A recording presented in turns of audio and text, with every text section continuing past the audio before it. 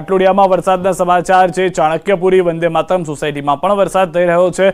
તો અલગ અલગ વિસ્તારોમાં અમદાવાદમાં વરસાદ છે। ભારે વરસાદને લઈને દ્રશ્યો આપ જોઈ રહ્યા છો, કારણ કે રાત્રિ થતા તો કાળું ડિબાંગ થઈ ગયું છે આકાશ, અને વિઝિબિલિટીમાં પણ સતત ઘટાડો જોવા મળી રહ્યો છે। અમદાવાદના અનેક વિસ્તારોમાં આજ સવારથી વરસાદની જે શરૂઆત છે તે શરૂ થઈ ગઈ હતી, અને ત્યારબાદ અત્યાર સુધીમાં અનેક વિસ્તારોમાં વરસાદ થયો હોવાની જાણકારી છે, અને હજી પણ અનેક વિસ્તારોમાં વરસાદ ચાલુ હોવાની પણ જાણકારી મળી રહી છે। તો જે રીતની આગાહી હતી તે પ્રમાણેની હાલમાં દ્રશ્યોની અને સાથે સાથે મેઘરાજાનું આગમન જોવા મળી રહ્યું છે। આગાહી પ્રમાણે એક વરસાદી સિસ્ટમ જે ગુજરાત પરથી પસાર થશે, જે ભૂતકાળની અંદર ભારે વરસાદ થયો છે તેવો વરસાદ અત્યારે ફરી એક વખત જોવા મળી શકે છે।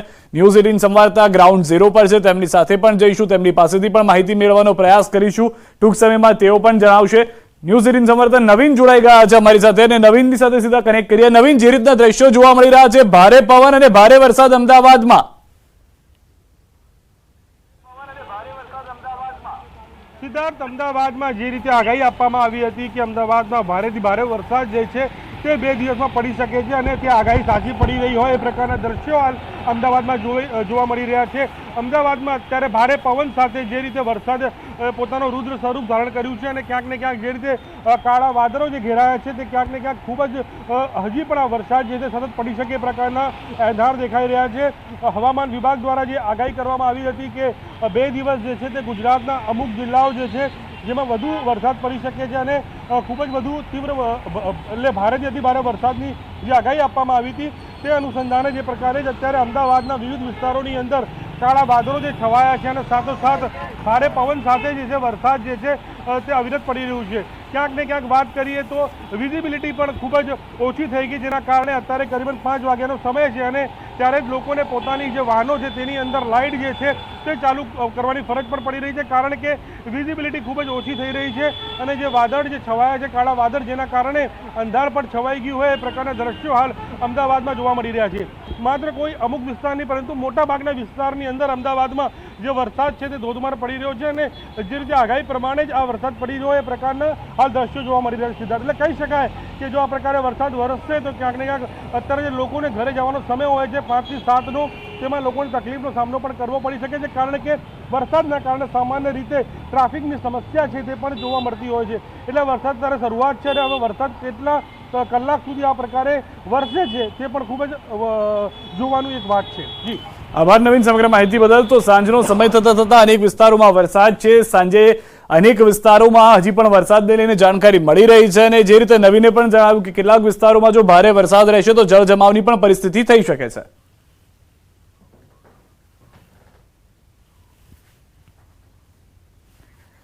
આ તરફ ભાવનગર જિલ્લામાં વરસાદી માહોલ યથાવત છે। તળાજામાં ધોધમાર વરસાદ વરસ્યો છે, ગ્રામ્ય વિસ્તારોમાં જામ્યો છે વરસાદી માહોલ। ત્રાપજ ગામે ભારે વરસાદથી ખેતરમાં પાણી વહેતા થયા છે। ભાવનગરથી સમાચાર, તળાજામાં પણ ભારે વરસાદની આગાહી હતી તે પ્રમાણેનો માહોલ જોવા મળી રહ્યો છે।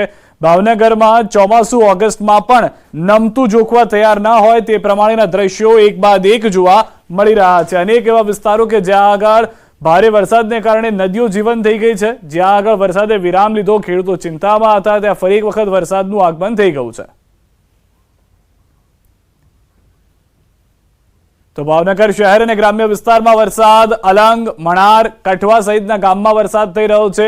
વાવણી લાયક વરસાદને કારણે ખેડૂતોમાં ખુશીનો માહોલ છે। ગ્રામ્ય વિસ્તારોમાં વરસાદને કારણે વાતાવરણ ઠંડુગાર થઈ ગયું છે। તો ભાવનગર, સૌરાષ્ટ્રના વિસ્તારોમાં વરસાદની આગાહી પ્રમાણેનો માહોલ ભાવનગરની અંદર જોવા મળી રહ્યો છે। અનેક વિસ્તારો કે જ્યાં આગળ નદીઓ જીવંત થતી અને વહેતી જોવા મળી રહી છે, જે ગ્રામ્ય વિસ્તાર છે। શહેરી વિસ્તારમાં પણ ભારે પવન સાથે વરસાદ થઈ રહ્યો હોવાની જાણકારી મળી રહી છે। જે રીતે બીજા વિસ્તારમાંથી સમાચાર મળી રહ્યા છે તે પ્રમાણે વધુ માહિતી ન્યૂઝ 18 સંવાદદાતા ભાવનગરથી નીતિન અમારી સાથે જોડાઈ ગયા છે। નીતિન, સમગ્ર જિલ્લામાં શું પરિસ્થિતિ છે? શહેર અને ગ્રામ્ય પંથકમાં વરસાદને લઈને ખેડૂતો તો ખુશખુશાલ હશે।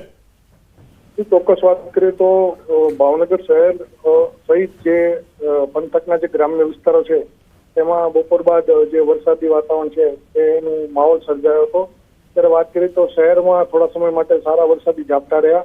ત્યારબાદ પંથકોની વાત કરીએ તો અલંગ સહિતના જે તળાજા આજુબાજુના જે વિસ્તારોના ગામો છે ત્યાં સારા પ્રમાણમાં વરસાદ છે તે ખાબક્યો હતો। તેને લઈને ખેડૂતો છે તેને પણ જે પાક છે તેને લઈને તે નુકસાનીની ભીતિ હતી એમાંથી તે ઉગરી ગયો છે તેવી આશા બંધાણી છે। એટલે ચોક્કસ કહી શકાય ભાવનગર જિલ્લાના જે 10 તાલુકા છે તેમાં 10 તાલુકામાંથી 3-4 એવા જે તાલુકાઓ છે કે જ્યાં વરસાદ છે તે 50%થી નીચે જે છે તે નોંધાયેલો છે. જી આભાર સમગ્ર માહિતી બદલ. તો જે રીતે હાલમાં નીતિને પણ કહ્યું કે કેટલાક તાલુકા એવા છે કે જ્યાં આગળ વરસાદ સરેરાશ કરતાં ઓછો છે, તો તેવા વિસ્તારમાં પણ વરસાદ આવવાને કારણે ખુશી ફેલાઈ ગઈ છે.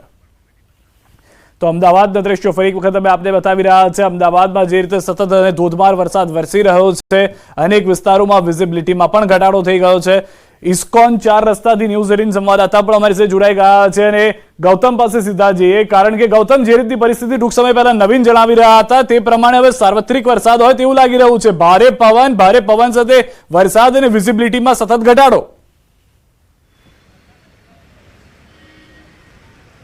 ચોક્કસથી વહેલી સવારથી જે પ્રકારે વાદળછાયું વાતાવરણ જે છે તે અમદાવાદમાં જોવા મળતું હતું, ને ત્યારબાદ આ બપોર બાદ એકાએક વાતાવરણની અંદર જે પલટો જે છે તે આવ્યો હતો, ને ત્યારબાદ હવે ધીમી ધારે વરસાદ જે છે તે વિવિધ વિસ્તારોની અંદર જોવા મળી રહ્યો છે. આપ જે દ્રશ્ય જોઈ રહ્યા છો તે ઇસ્કોન વિસ્તારના દ્રશ્યો છે કે જ્યાં ધીમી ધારે વરસાદની શરૂઆત જે છે તે જોવા મળી રહી છે.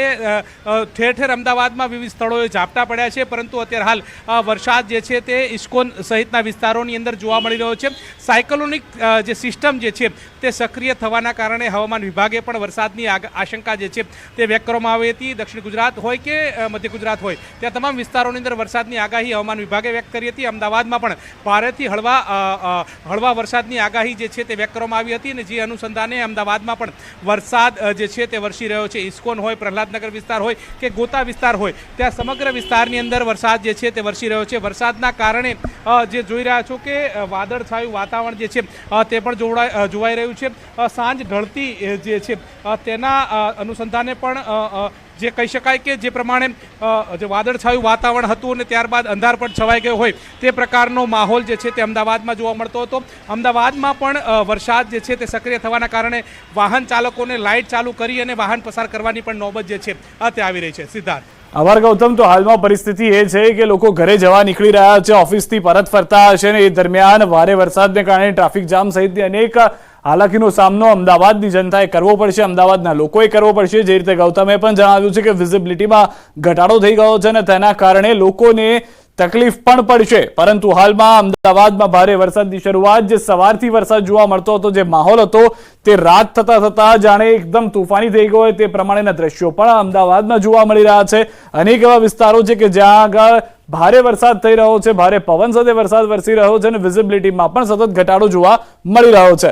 અમદાવાદના આ તમામ વિસ્તારોની પળેપળની અપડેટ્સ અમે આપ સુધી પહોંચાડી રહ્યા છે વરસાદને લઈને, કારણ કે અનેક વિસ્તારોમાં ભારે વરસાદને કારણે જળ જમાવની પરિસ્થિતિ થઈ રહી છે. મોટા સમાચાર મળી રહ્યા છે. પાણી ભરાવાની શરૂઆત અમદાવાદના કેટલાક વિસ્તારોમાં થઈ રહી છે. સાંજ થતાની સાથે જ જે વરસાદનું આગમન થયું ને હવે રાત્રિ તરફ જતા અનેક વિસ્તારોમાં ભારે વરસાદે પાણી ભરાવાની શરૂઆત કરી દીધી હોય તેવું લાગી રહ્યું છે. વધુ માહિતી ન્યૂઝ 18 સંવાદદાતા વધુ એક જોડાઈ ગયા છે અમદાવાદના એસજી હાઈવે વિસ્તારથી, જ્યાં શું પરિસ્થિતિ છે, કારણ કે ત્યાં લાંબો ટ્રાફિક જામ હંમેશા જોવા મળી રહ્યો છે. મૌલિક, જેમ રાત્રિનો સમય થાય છે, લોકો ઘર તરફ નીકળતા હોય ઓફિસની પહેલા, અને એસજી હાઈવે વિસ્તાર કે જ્યાં ભારે ટ્રાફિક હોય, તમામ વિસ્તારમાં ભારે વરસાદ મુશ્કેલી ઊભી કરી શકે છે.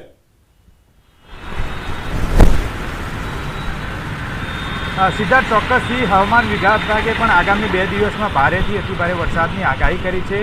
સૌરાષ્ટ્ર સહિત અનેક જિલ્લાઓમાં વરસાદ થઈ શકે છે તે પ્રકારની આગાહીને પગલે અમદાવાદમાં પણ આજે બપોર બાદ જે વરસાદ જે છે તે જોવા મળ્યો હતો.